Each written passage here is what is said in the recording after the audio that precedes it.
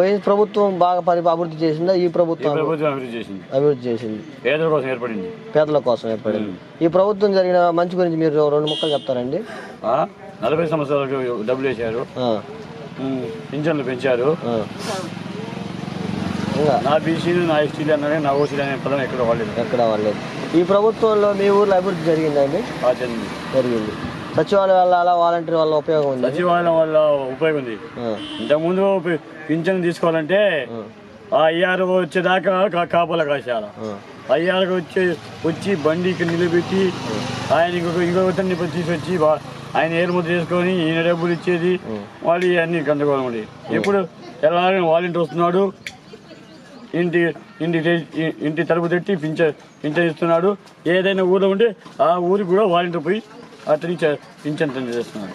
YSR Congress party తప్పుడు బూచ పోటీ చేస్తున్నాడు కదా, అతను ఏమైనా అభివృద్ధి చేయగలరు?